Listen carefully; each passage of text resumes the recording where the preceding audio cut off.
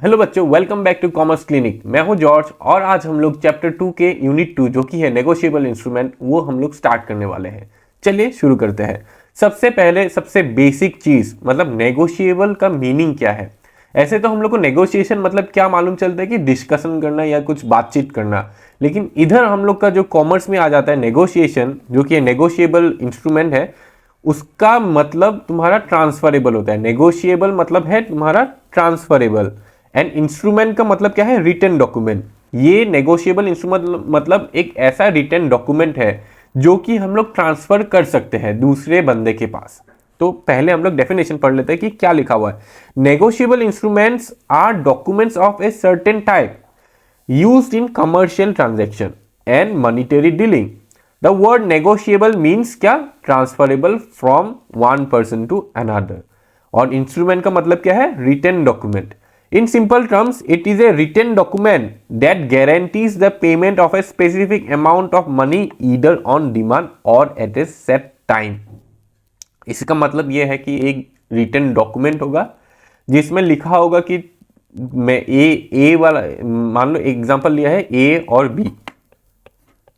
ए लिख के देगा कि मैं आपको 28 फरवरी में इतना इतना अमाउंट पे कर दूंगा, तो वो वैसा टाइप का लिख के साइन करके उनको दे देगा, बी को दे देगा कि मैं इतना इतना डेट में इतना अमाउंट ऑफ मनी दे दूंगा।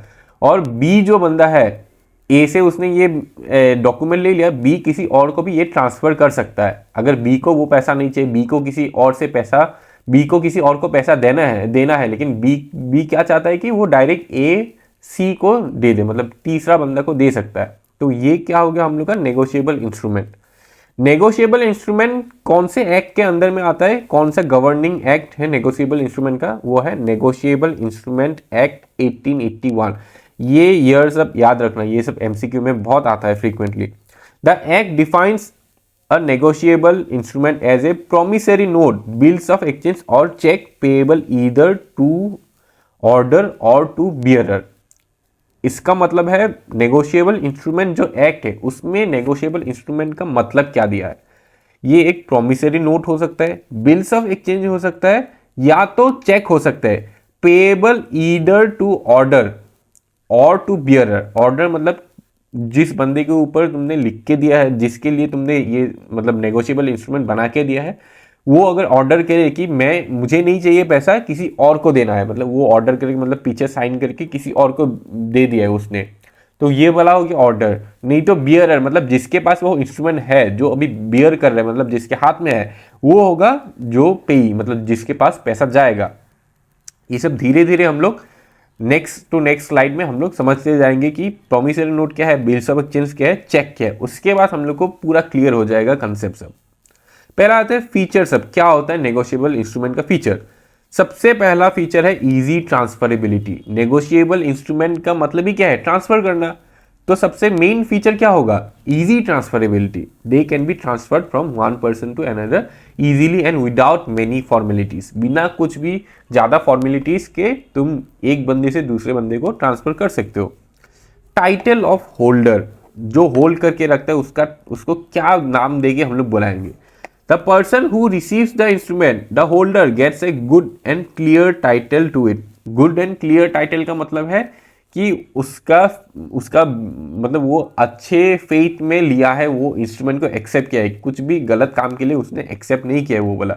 या तो और अच्छी तरीके से समझना है तो ऐसे समझ सकते हो कि जिस बंदे ने उसको एक्सेप्ट किया है, उसको वो ये सोच के लिया था जिसने दिया है उसको कि वो बंदा अच्छा है, वो जेन्युइन उसका होल्डर था और उसने उसको पास कर दिया, पास ऑन कर दिया, ट्रांसफर कर दिया।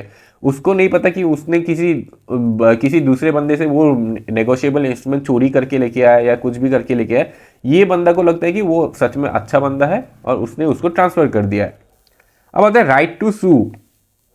अगर होल्डर को पैसा नहीं मिला, जिसको पेमेंट करना था उसको पैसा नहीं मिला, तब वो जाके कोर्ट में केस कर सकते हैं। कोर्ट को केस करना मतलब सू करना बोलते हैं हम लोग ये वाला लैंग्वेज में।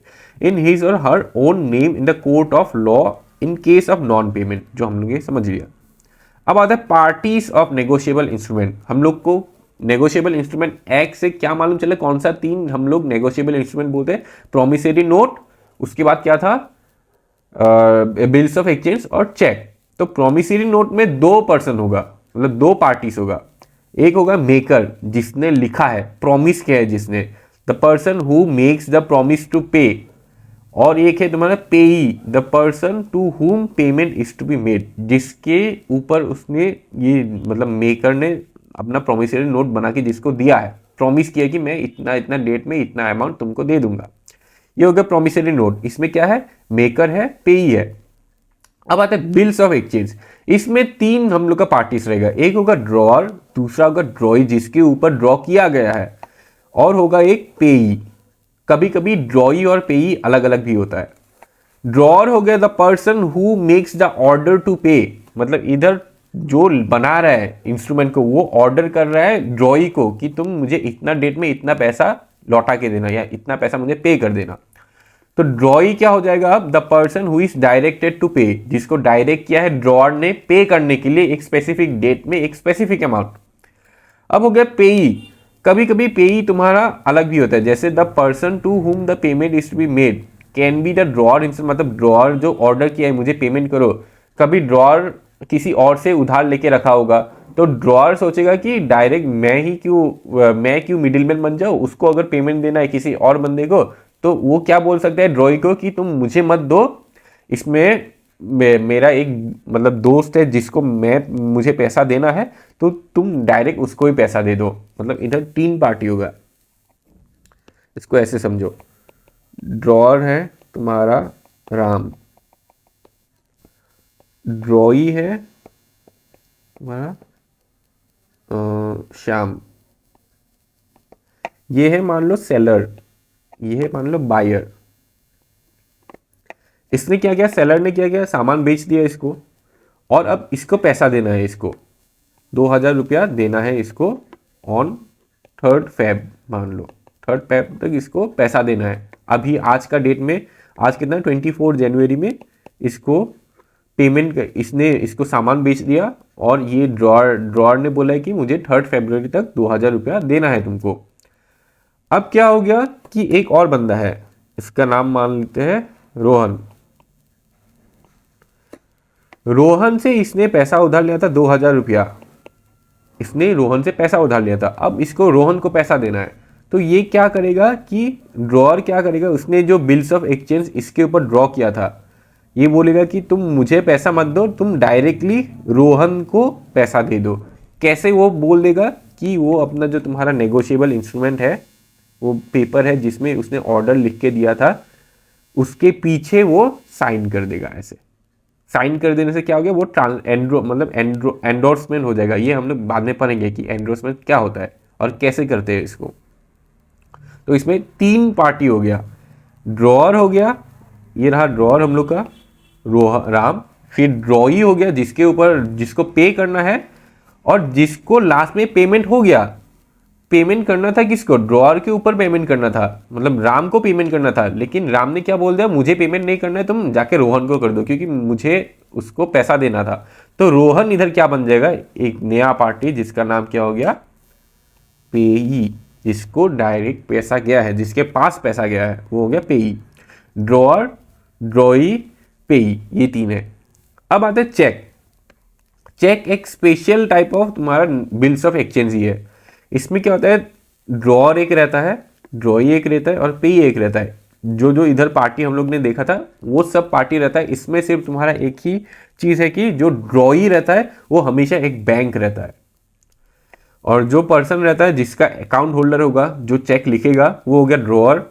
जिसका चेक में लिखा है, मतलब जो बैंक का चेक में लिखा है, वो होगा ड्रॉई, उसको पे करना होगा।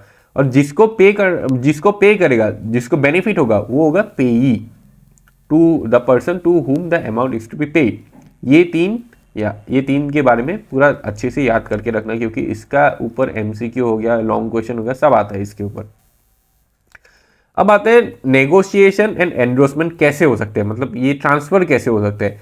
एक हो गया तुम्हारा बाय डिलीवरी, एक होता है चेक, एक होता है तुम्हारा instrument bearable instrument. If the instrument is payable to the bearer, मतलब जिसके पास में है इंस्ट्रूमेंट, वो उसका मालिक नहीं भी हो सकता है, लेकिन उसके पास वो पेपर है, रिटन डॉक्यूमेंट है, तो उसको पे करना ही होगा। वो टाइप का इंस्ट्रूमेंट को क्या बोलते हैं हम लोग, वो टाइप का नेगोशिएशन को क्या बोलते हैं, बाय डिलीवरी।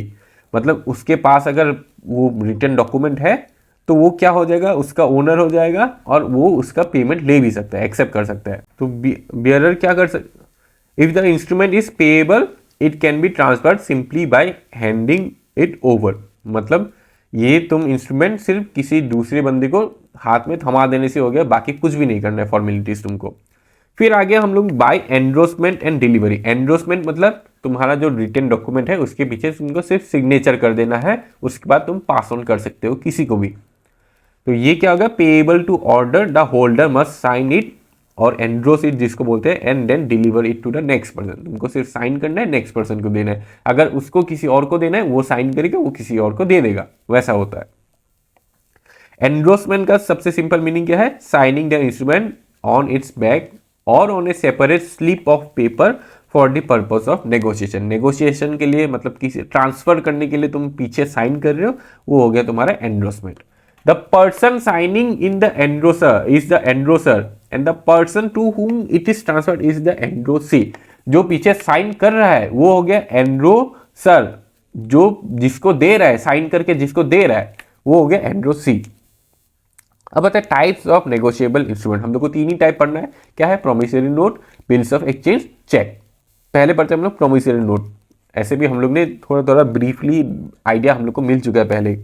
प्रोमिसरी नोट क्या है, it is an instrument in writing containing an unconditional undertaking, और जिसको हम लोग बोलते हैं promise sign by the maker to pay a certain sum of money to the bearer और a specified person. It is generally use for loan purposes.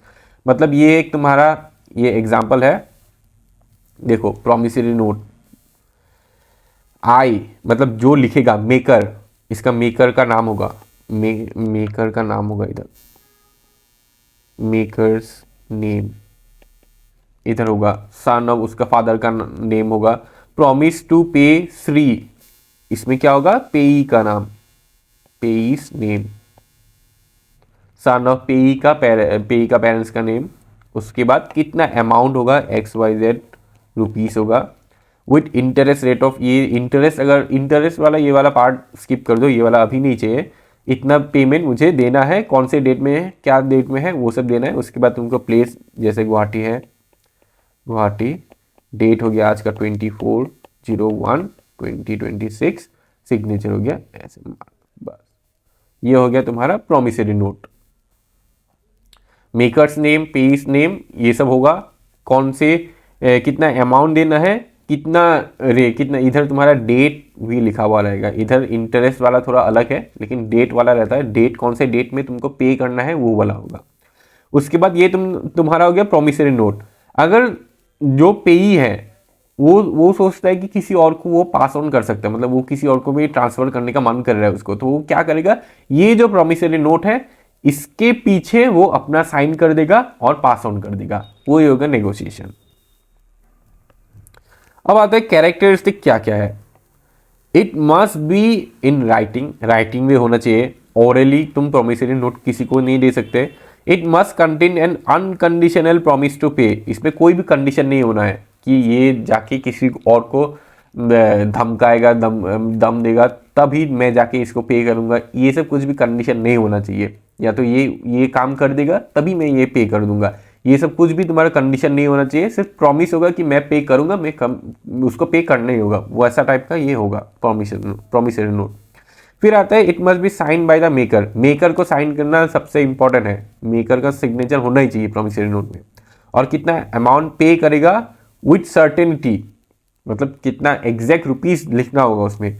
There must be two parties, the maker and the payee, ये तो पता ही है, पहले हम लोग ने पढ़ लिया था। फिर आते हैं हम लोग bills of exchange. It is an instrument in writing containing an unconditional order. यहां पर क्या था, प्रोमिसरी नोट में क्या था, एक प्रॉमिस था, और इधर क्या है, एक ऑर्डर है, unconditional order sign by the maker directing a some certain person to pay a certain sum of money to a specific person और the holder of the instrument. इसमें क्या हो रहा है, देखो ड्रॉर है, ड्रॉई है, पेई है, ये इसको ऑर्डर कर रहा है, ये रिटर्न में एक बिल्स ऑफ एक्सचेंज देगा, ये एक्सेप्ट कर लेगा कि हाँ मैं दे दूंगा इतना इतना अमाउंट इतना इतना टाइम में। तो ये हो गया तुम्हारा बिल्स ऑफ एक्सचेंज। उसमें क्या था, प्रॉमिसरी नोट में क्या था, मेकर था और यहां पर क्या था, पेई था।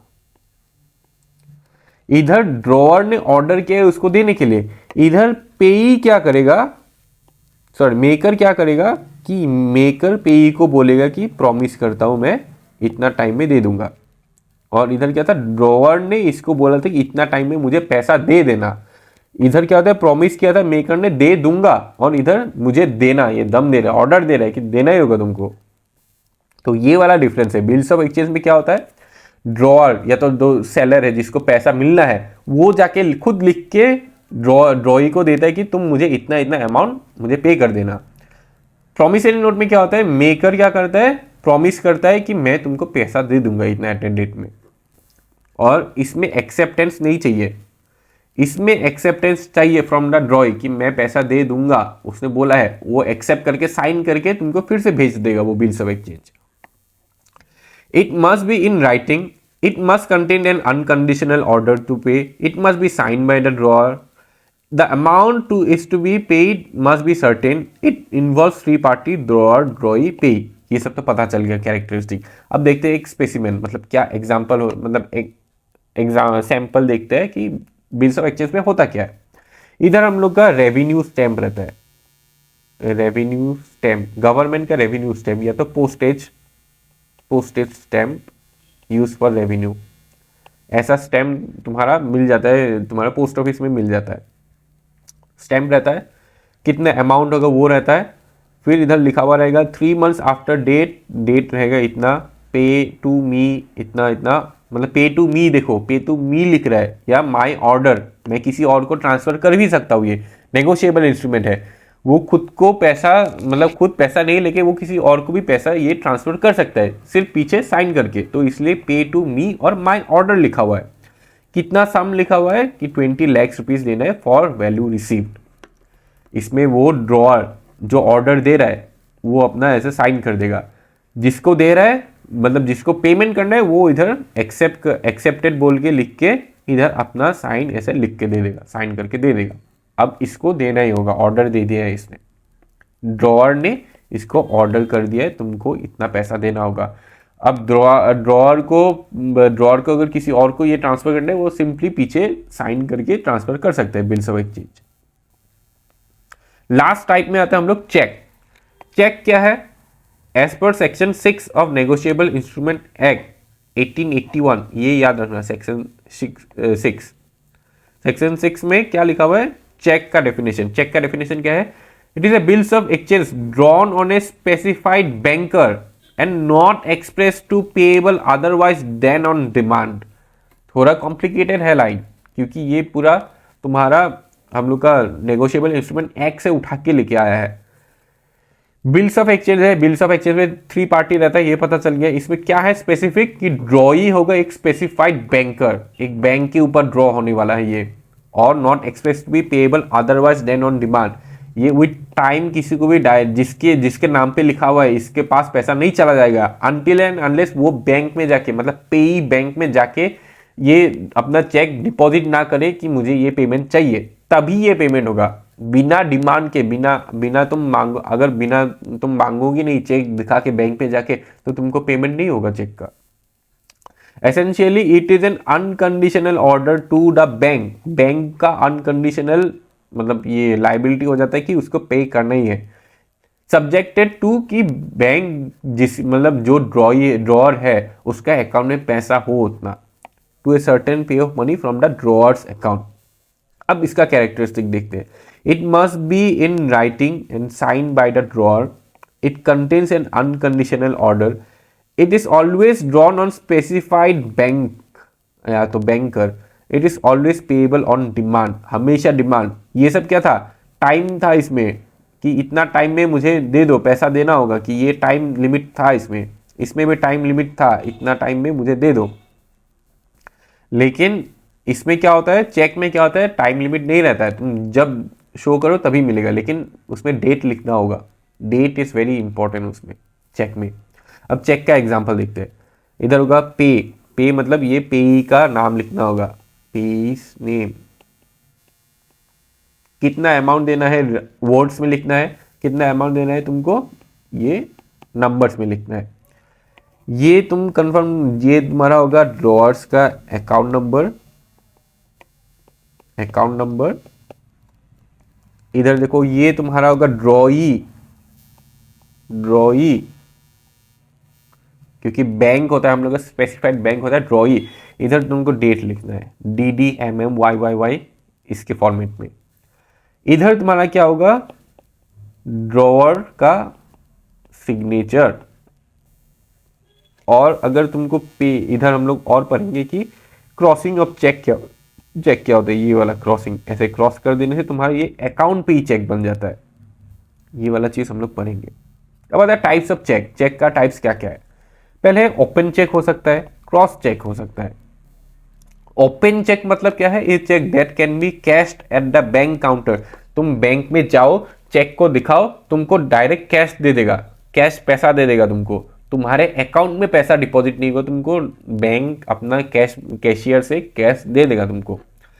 इसको क्या बोलते हैं bearer cheque, payable to any person who presented. नहीं तो ऑर्डर चेक भी हो सकता है, payable only to the person named in the cheque और to whom they order it to be paid. Open cheque में भी दो टाइप है, एक हो गया बियरर चेक, दूसरा हो गया ऑर्डर चेक। ऑर्डर चेक मतलब तुमने किसी को ऑर्डर दे दिया कि इधर नाम लिख दिया कि ये बंदा जाएगा तो भी तुमको पैसा देना है, उसका आईडी प्रूफ देखेगा, उसके बाद उसको पे कर देगा। बियरर चेक में क्या होता है कि तुम्हारा आईडी वाईडी नहीं दिखता है, सिर्फ तुम गए हो चेक लेके, तुमको पैसा दे देगा।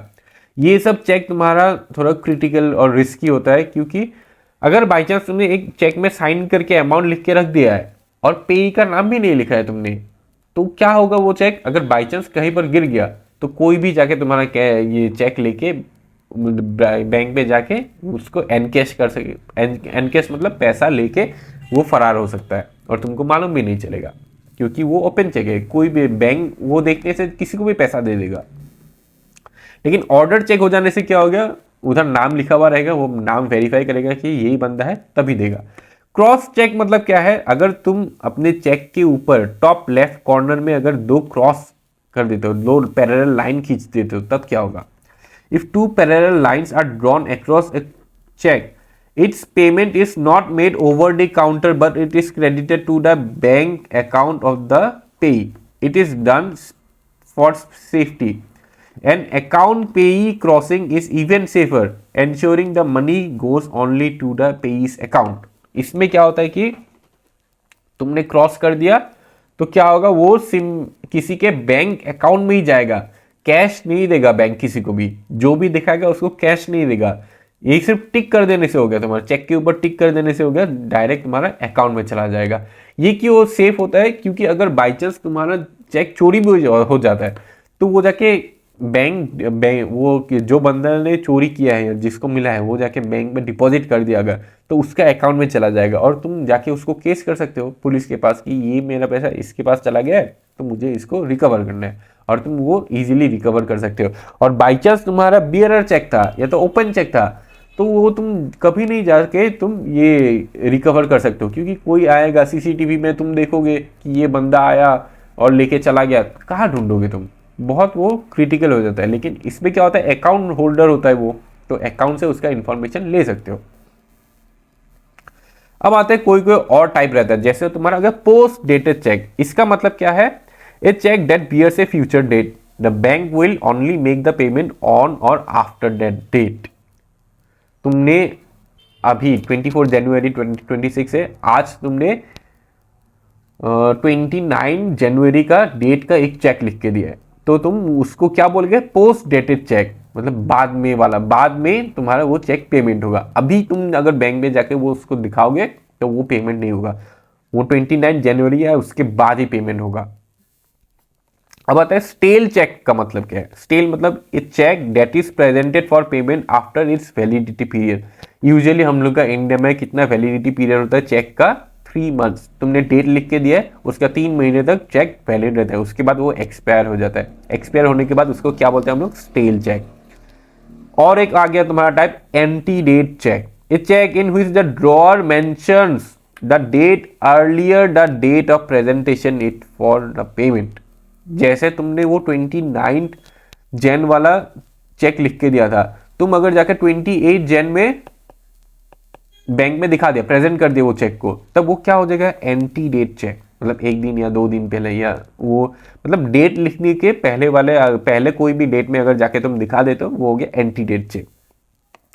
म्यूटिलेटेड चेक, म्यूटिलेटेड मतलब खराब हो जाना चेक, फट फुट गया, हल्दी वल्दी लग गया, कुछ लग गया, खाना खा रहे थे चेक में कुछ हल्दी गिर गया, मतलब खाना वाना गिर गया, तब क्या हो जाएगा, उसको म्यूटिलेटेड बोलेंगे। 2 पीस में फट गया, तो ये सब क्या होगा, अगर तुम वैसा चेक को प्रेजेंट करते हो बैंक में तो हो गया वो म्यूटिलेटेड चेक, और बैंक उसका पेमेंट कभी नहीं करता है। म्यूटिलेटेड चेक का बैंक कभी पेमेंट नहीं करता है। फिर नेक्स्ट इंपॉर्टेंट टॉपिक है डिसऑनर ऑफ चेक। इसका मीनिंग क्या है, जब बैंक रिफ्यूज कर देता है जो पेई है उसको पेमेंट करने के लिए। क्यों, चेक तो तुम्हारा बैंक के पास अनकंडीशनल तुम्हारा ऑर्डर होता है कि बैंक को पे करना है। क्यों होता है ये चेक का डिसऑनर, जब होता है तुम्हारा bouncing of cheque. Bouncing of cheque तो सुना होगा बात। बाउंसिंग होना मतलब जब तुम्हारा जो अकाउंट होल्डर है, जो ड्रॉअर है, उसका अकाउंट में उतना सफिशिएंट बैलेंस ही नहीं है पेमेंट करने के लिए। मान लो तुमने 1 लाख रुपया का एक चेक लिख के दे दिया है, लेकिन तुम्हारे पास है 60,000 रुपीज, तो बैंक क्या करेगा, खुद का पॉकेट से तो नहीं देगा, बैंक क्या कर देगा, चेक को डिसऑनर कर देगा, ये चेक पे नहीं हो सकते बोल देगा। तब क्या होगा, तुम्हारा चेक बाउंस हो जाएगा। रीजन, सबसे कॉमन रीजन है इनसफिशिएंट बैलेंस के लिए। कभी कभी तुम्हारा सिग्नेचर मैच नहीं होने से भी चेक बाउंस हो जाता है, और कभी कभी ओवर राइटिंग कर देने से भी होता है, या तो पोस्ट डेट और स्टेल चेक दे दिया तुमने, तब भी हो सकता है। कभी कभी स्टेल चेक अगर तुमने डिपॉजिट कर दिया, मतलब 3 महीने बाद तुमने अगर चेक को डिपॉजिट किया है बैंक पे, ये सब रीजन हो सकता है। और इसका कंसिक्वेंस क्या हो सकता है, सबसे इंपॉर्टेंट है कि चेक का डिसऑनर होने से कंसिक्वेंस क्या हो सकता है। ये एक क्रिमिनल ऑफेंस है, सिविल ऑफेंस नहीं है, क्रिमिनल ऑफेंस है, तुमको जेल भी हो सकता है इससे। ये अगर तुम्हारा चेक बाउंस हो रहा है, ये section 138 of negotiable instrument act 1881 में लिखा हुआ है। और can lead to penalties and imprisonment, मतलब जेल भी हो सकते हैं और पेनल्टी तो होगा ही, ये दोनों हो सकते हैं कंसिक्वेंस। अब आता है तीनों में डिफरेंस क्या है, promissory note, bills of exchange और चेक के बीच में। प्रॉमिसरी नोट क्या है, एक अनकंडीशनल प्रॉमिस टू पे होता है। इसमें क्या है, अनकंडीशनल ऑर्डर टू पे, ऑर्डर करता है इसमें पे करने के लिए। चेक क्या होता है, unconditional order to pay, same इसके जैसे ये बिल्स ऑफ एक्सचेंज, क्योंकि चेक क्या है, एक specialised form of bills of exchange. Parties क्या रहते हैं, इसमें 2 पार्टी रहते हैं, ये तो पता चल गया प्रॉमिसरी नोट में कि एक होता है मेकर, एक होता है पेई। इसमें क्या रहते हैं, एक होता है ड्रॉअर, ड्रॉई, पेई, सेम इसमें भी ड्रॉअर, ड्रॉई, पेई। इंपॉर्टेंट क्या है कि चेक में ड्रॉई बैंक होता है, चेक में ड्रॉई बैंक होता है, ये याद रखना। Who is the drawee, there is no drawee, क्योंकि इसमें सिर्फ मेकर और क्या है, पेई है। इसमें क्या है, कैन बी ए पर्सन और फर्म और ए कंपनी, कोई भी हो सकता है ड्रॉई। इसमें स्पेसिफाइड बैंक, ये क्वेश्चन वेरी वेरी इंपॉर्टेंट। हाँ, एक्सेप्टेंस, इसमें एक्सेप्टेंस का जरूरत नहीं है, क्योंकि प्रॉमिसरी नोट में मेकर प्रॉमिस करके दे दिया है कि मैं पे कर दूंगा, उसमें एक्सेप्टेंस है ही नहीं कुछ भी। इसमें क्या है, बिल्स ऑफ एक्सचेंज में क्या है, एक्सेप्ट करना, एक्सेप्ट नहीं करने से वो वैलिड नहीं होगा। ड्रॉई को एक्सेप्ट करना ही होगा उसको कि मैं पे कर दूंगा आपको। इसमें क्या है, does not require formal acceptance, क्योंकि बैंक को पे करना होगा। बैंक एक प्रॉपर फाइनेंशियल इंस्टीट्यूशन रहता है, वो कौन रेगुलेट करता है बैंक को, लास्ट क्लास में हम लोग ने पढ़ा था, आरबीआई रेगुलेट करता है। Payable on demand, can be on demand और आफ्टर ए फिक्स टाइम। इसमें क्या होता है, डिमांड से भी तुम कर सकते हो या फिक्स टाइम बाद भी, सेम इसका भी है डिमांड और फिक्स टाइम। इसमें क्या है, डिमांड होने से ही होगा, अगर तुम जाके बैंक में डिपॉजिट नहीं करोगे चेक, तुमको पेमेंट नहीं होगा, वही सिंपल बात है। अब आते हैं ग्रेस पीरियड, ग्रेस पीरियड या ग्रेस डेज। इसमें कितना होता है, 3 दिन तक मैच्योर हो गया तुम्हारा ये बिल क्या प्रॉमिसरी नोट, उसके 3 दिन बाद भी तुम उसको पेमेंट मतलब उसको पे कर सकते हो। इसमें क्या है, इसमें भी 3 डेज है, लेकिन तुम्हारा चेक में नो ग्रेस पीरियड, एक्सपायर होगा तो खत्म। क्रॉसिंग, इधर क्रॉसिंग नहीं कर सकते, इधर क्रॉसिंग नहीं कर सकते, लेकिन चेक में हम लोग क्रॉस कर सकते हैं। क्रॉस मतलब वो पैरेलल लाइन जो ऊपर हम लोग लिखते थे टॉप लेफ्ट कॉर्नर पर। अब होता है liability, the makers liability is primary and absolute, मतलब मेकर का ही लायबिलिटी है, मेकर को ही पे करना होगा। इसमें क्या है, drawer's liability secondary after the drawee default. अगर ड्रॉई डिफॉल्ट कर देता है उसके बाद लाइबिलिटी आता है ड्रॉअर का। मान लो पेई है तुम्हारा, ए है तुम्हारा ड्रॉअर, बी है तुम्हारा ड्रॉई। इसमें पेमेंट किसको करना है, पैसा किसको देना है, बी को देना है। और ए क्या है, ए ने इसको ऑर्डर दिया है पैसा देने के लिए। सी है तुम्हारा क्या, पेई। ए को पैसा देना है सी को और बी को पैसा देना है ए को, लेकिन ए ने बोल दिया कि तुम डायरेक्ट बी से पैसा ले लो, सी को बोल दे बी से पैसा ले लो, क्योंकि उसको मुझे पैसा देना है और मुझे तुमको देना है, तो उससे डायरेक्ट ले लो। तो वो क्या कर देगा, इसको नेगोशिएट ट्रांसफर कर देगा, अपना जो क्या था बिल्स ऑफ एक्सचेंज था इसको ट्रांसफर कर देगा। तो ये अगर डिफॉल्ट हो गया तब ये इसका प्राइमरी होगा, प्राइमरी लायबिलिटी होगा। ये डिफॉल्ट करने से इसका प्राइमरी लायबिलिटी होगा। और क्योंकि सी तुम्हारा पेई था तो ये वाला क्या हो जाएगा, सेकेंडरी। मतलब इसने अगर पैसा नहीं दिया, बी ने अगर पैसा नहीं दिया, सी किसके पास जाएगा मांगने के लिए, ए के पास जाएगा। तो ए क्या होगा, सेकेंडरी लायबिलिटी में आ जाएगा। इसमें क्या होता है, the drawer's liability is primary if the bank fails to pay. अगर बैंक फेल करता है पे करने के लिए, बैंक फेल कब होता है, जब तुम्हारा ड्रॉअर के अकाउंट के पास पैसा नहीं रहता है, तब लायबिलिटी जो तुम्हारा बोझ होता है किसके पास आ जाता है, जो तुम्हारा अकाउंट होल्डर है, क्योंकि उसका गलती है, उसने पैसा नहीं रखा है। तो ये वाला लायबिलिटी का केस आता है। तो ये वाला इतना इंपॉर्टेंट नहीं है तुम लोग के एग्जाम के पॉइंट ऑफ व्यू के लिए, लेकिन समझ के रख देना। तो यही था इस चैप्टर में। सबसे पहला वाला क्या था, पहला वाला पेज में चलते हैं। हाँ, अब फिर से एक बार देख लेते हैं कि नेगोशिएबल इंस्ट्रूमेंट क्या है। नेगोशिएबल इंस्ट्रूमेंट ये एक चीज़ है कि जो ट्रांसफरेबल फॉर्म होता है, transferable from one person to another, and an instrument means written document. In simple terms, it is a written document that guarantees the payment of a specific amount of money either on demand or a set time. अभी समझ में आया कि ये क्या है, negotiable instrument एक guarantee है पेमेंट का, specific amount either on demand और सेट टाइम। एक टाइम बाद तुमको पे करना होगा, या तो अगर डिमांड में, अगर जो होल्डर है, जो तुम्हारा पेई है, वो डिमांड करते हैं मुझे अभी पेमेंट चाहिए। बस यही था इस चैप्टर में।